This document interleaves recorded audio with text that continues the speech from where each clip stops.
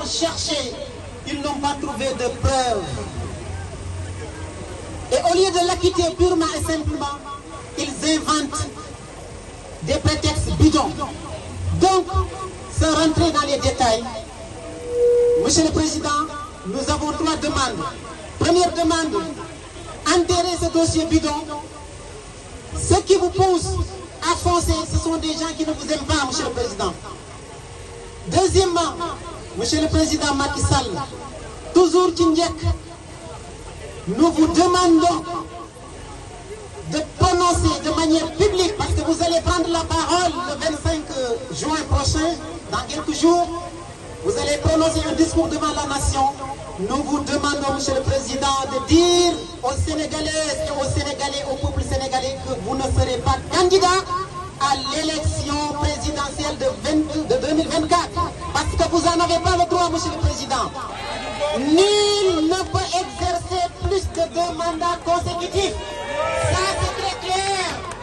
On n'a pas besoin d'être un juriste pour comprendre cela.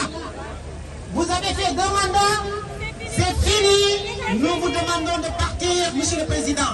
Et pour terminer la 3e requête, Monsieur le Président, nous vous demandons de mettre en place une haute autorité indépendante chargée d'organiser et de superviser des élections libres et transparentes pour 2024, des élections où vous ne serez pas candidat parce que vous n'en avez pas le droit, des élections où tous ceux qui ont le droit d'y participer vont y participer et que le peuple sénégalais, qui est un peuple digne, un peuple debout, un peuple éveillé, puisse choisir de manière libre celle ou celui à qui il souhaite confier la destinée, leur destinée pour les 5 prochaines années.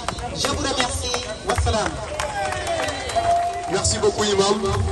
Je pense que ces paroles sont pleines de sagesse. Mais moi, en fait, je vais faire un porte-à-faux avec ce qu'il a dit. Parce qu'il a accepté de faire du Nyandjek à Macky Sall. En tout cas, moi, Izan, devant un tyran, je ne vais jamais faire du Nyandjek.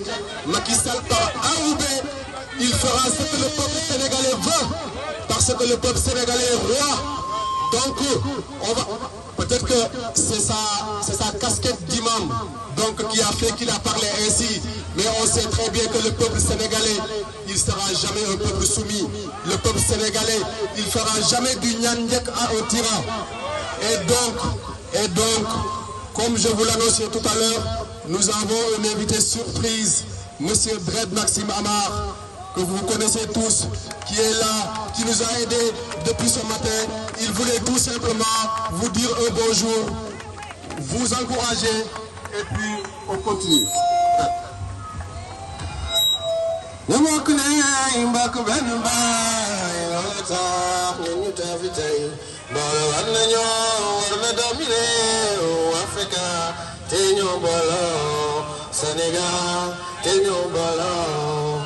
En tout cas, merci à vous tous d'être là. Merci de lutter, de continuer à lutter. Merci pour le combat, pour la justice, pour le combat, pour la démocratie. Le pouvoir en place a réussi à nous diviser, ce que nous ne devons pas accepter. Sénégal, Ben Bob, Ken Monoko, Djahase.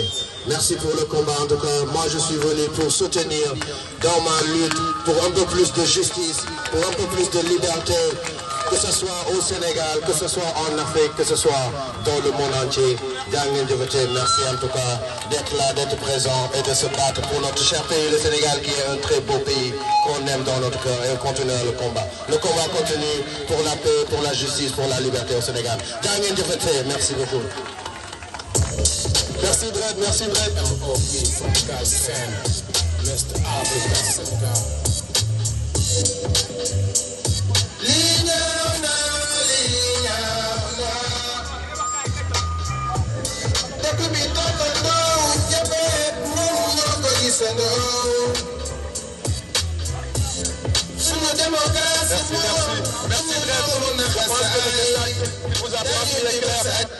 Donc du coup, sans plus tarder, on n'a pas beaucoup de temps. Nous demandons aussi aux intervenants, franchement, de prendre 2 minutes, d'être brefs. Je sais que le suivant, il a l'art de nous faire des discours pleins de sens, mais aussi un peu longs.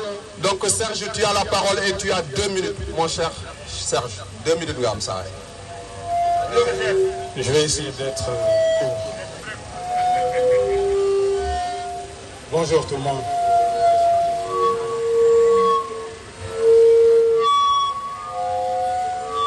Bon, avec Macky Sall, tout est compliqué. On ne sait jamais quoi dire.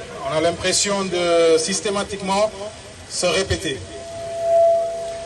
Aujourd'hui, j'ai juste envie de parler de certains activistes, notamment Pape Abdoulaye Touré.